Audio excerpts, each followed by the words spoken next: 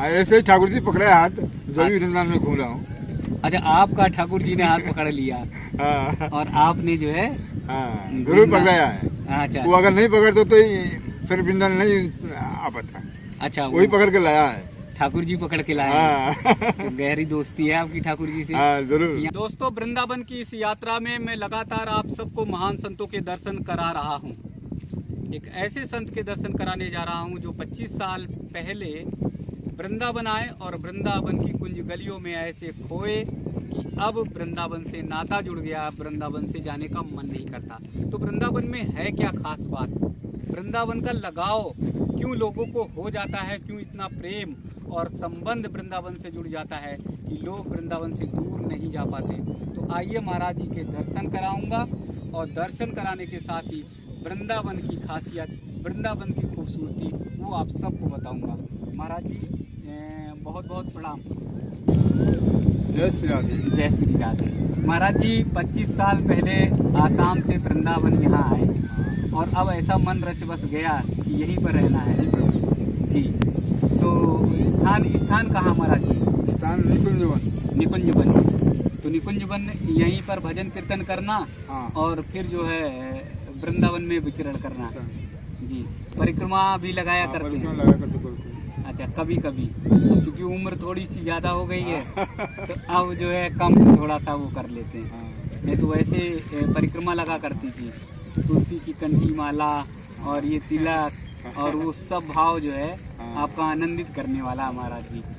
बहुत मतलब बहुत आनंदित करने वाला है आपके भाव को देखकर। महाराज जी एक भाव वृंदावन से क्या कैसा लगाव लग गया, कैसा जुड़ाव हो गया कि आप जो है वृंदावन छोड़ नहीं पाए?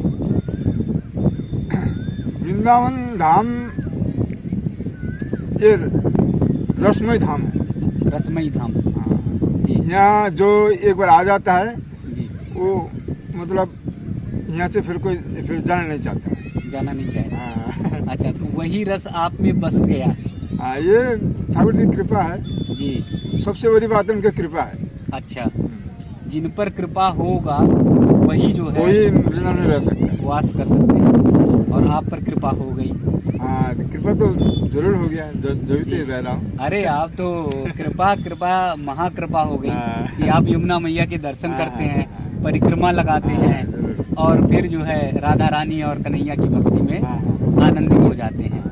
तो ये कृपा जब होती है तो फिर उसके बाद जो है भक्ति में परिक्रमा माल लगाना, यमुना मैया के दर्शन करना, घूमना और वो सब हो जाता है जी। महाराज जी मैं देख रहा हूँ आप तो पैर में चप्पल भी नहीं पहने हुए हैं, तो ये चप्पल हम ज़्यादा गर्मी होता है जब बैठता हूँ, और नहीं तो ज़्यादा ठंडा हो जाए जब, ऐसे मामूली से नहीं बैठता। अच्छा, वैसे नहीं पहनते, वैसे चलते रहते तो पाँव में कंकड़ और वो सब नहीं लगता? कंकड़ पड़ जाता है, कोई बात नहीं।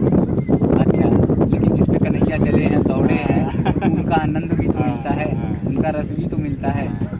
तो महाराज जी दिनचर्या आपकी भजन की, कीर्तन की क्या रहती है? देखो, ये सब चीज़ बताने का चीज़ नहीं होता है। भक्ति बताने की चीज़ नहीं होती है, भक्ति आत्मसात करने का, अपने अंदर भाव की, अच्छा भाव की भक्ति है जो मतलब बता नहीं सकते, हम जो जता नहीं सकते जी। तो ठाकुर जी से जैसे राधा रानी प्रेम करती थी, जैसे ग्वाल बाल प्रेम करते थे, गैया मैया प्रेम करती थी, तो ये भक्ति वही भक्ति है जिसे बता नहीं सकते जी जी। तो ये भाव ऐसा आ गया है आनंद का, रस का, कि अब यहीं पे आनंद लेना। उम्र कितनी है महाराज जी आपकी? हाँ, उम्र 60 हो गया। 60 साल हो गया। घर परिवार में कौन कौन है? बड़े भाई है जी, बहन है, बहन पिताजी पधर गए, माताजी पधर गए। अच्छा, तो आप आसाम से कैसे चले आए थे? हम तो आसाम से ऐसे ही घूमने के लिए आए थे वृंदावन। हाँ। अच्छा, फिर 25 यही साल पहले मतलब मन रम गया। मन रम गया। हाँ। अच्छा, और फिर क्या जाना है, चलो। फिर जाना नहीं? हाँ। तो फिर एको बार घर जाना ना हुआ? गए नहीं ना, घर में खबर दिए चला है। तो वो सारा झमेला है, तो उस सारे झमेले से दूर है जी। और अब वो जो झमेला है वो छोड़कर ठाकुर जी के हाँ। उसमें। वो तो एक दिन छोड़ना ही है, अब पहले तो छोड़ दो क्या। जी जी जी। हर व्यक्ति को एक दिन घर परिवार छोड़ना हाँ। है, किसी को श्री धाम जाना है, हाँ। तो किसी को अभी अपने जीवन को सफल बनाना है। हाँ। तो आपने अपने जीवन को अभी सफल बना लिया। लेकिन भावपूर्ण दर्शन लग रहा है आपका तो जैसे लग रहा है कि जैसे सूरदास बाबा आप चले जा रहे हैं और उनका दर्शन करके जो है आनंद ही आनंद आ रहा है। हमारे दर्शकों को भी तो आपका आदमी का अपना अपना भाव है जी, जो जिस भाव से दिखता है उसको वैसे देखे पड़ता है। जो जिस भाव से दिखता है हाँ। वैसे दिखाई पड़ता है। हाँ। मुझे तो एकदम सूरदास बाबा की तरह दिखाई दे रहे हैं। और वैसे सूरदास बाबा जब जाया करते थे और कहीं भटक जाते थे रास्ते पे तो ठाकुर जी हाथ पकड़ लेते थे। और सूरदास बाबा क्या कहते थे? कहते थे कन्हैया तू ही है और तूने ही मेरे हाथ पकड़ा हुआ है। वही भाव। ऐसे ही ठाकुर जी पकड़े हाथ जो भी वृंदावन में घूम रहा हूँ। अच्छा, आपका ठाकुर जी ने हाथ पकड़ लिया और आपने जो है जरूर पकड़ाया है। अच्छा, वो अगर नहीं पकड़ते तो फिर वृंदावन नहीं आ पाता। अच्छा, वही पकड़ के लाया है। ठाकुर जी पकड़ के लाए हैं। तो गहरी दोस्ती है आपकी ठाकुर जी से।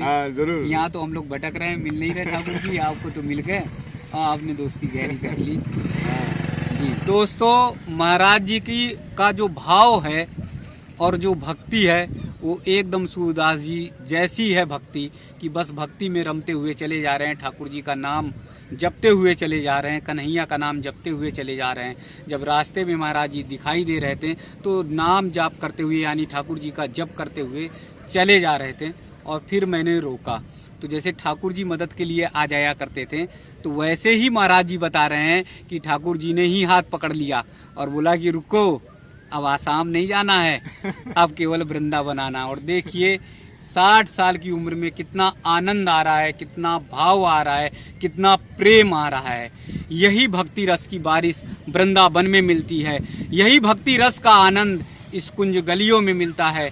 यही भक्ति रस का आनंद हमें यमुना मैया के तीरे, यमुना मैया के किनारे मिलता है।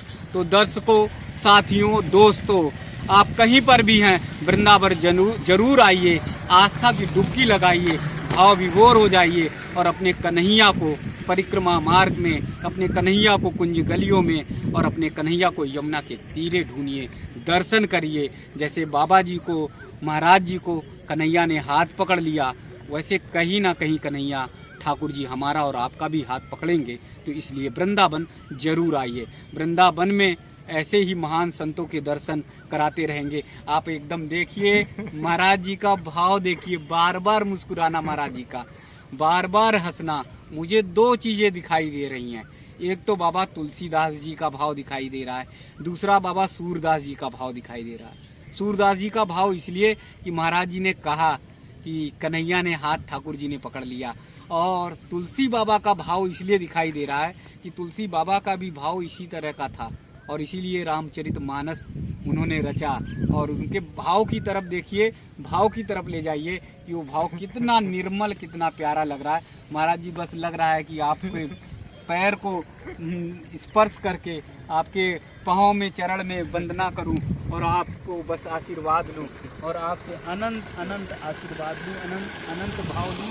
बस आप आशीर्वाद अनंत दीजिए और ना जाने किस भेष में ठाकुर जी का दर्शन हो जाए, ना जाने किस भेष में प्रभु का दर्शन हो जाए, ना जाने किस में कन्हैया जी हाथ पकड़ लें। आप साक्षात हमारे ठाकुर जी की तरह दर्शन दे रहे हैं, आप साक्षात हमें आनंदित कर रहे हैं, आप साक्षात हमें भाव दे रहे हैं। और इससे अच्छा आनंद और भाव महाराज जी कहीं नहीं मिल सकता।